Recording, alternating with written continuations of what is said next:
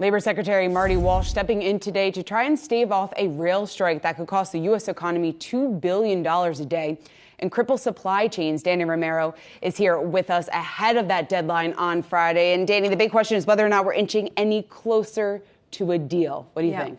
So negotiators from both the railroad carriers as well as the unions, they are still at that meeting with Labor Secretary Marty Walsh as we speak. So that really could be a good sign that they are really trying to hammer this deal out. But again, a spokesperson from the Labor Department tells us that the parties are negotiating in good faith and they have committed to staying at the table today. But again, 8 out of the 12 unions have reached that tentative deal. They still have to vote on that deal, so on that contract. But again, 2 of the largest unions are still holding out as we speak. And their biggest sticking points revolve around the sick time policies as well as their quality of life concerns.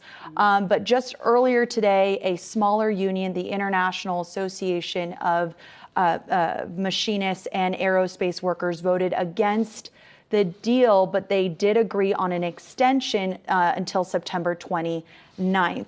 But again, the cooling off period does end midnight Friday, so there could be a strike in the morning. But again, in anticipation of this strike, some of those rail companies have diverted freight and as well reduced some of their business. Again, Norfolk Southern said that they stopped to intend accepting containers tonight. So you really see that these businesses are trying to mitigate any chaos that could happen.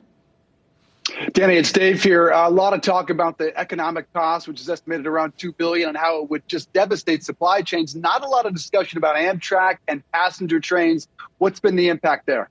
Yeah, Amtrak is the latest to announce that they will be canceling 7 of their another 7 long distance routes.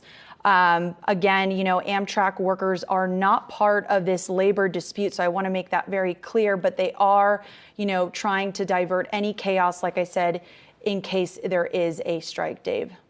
Certainly huge economic implications at stake here. Dani Romero, thanks so much for joining us. Michelle.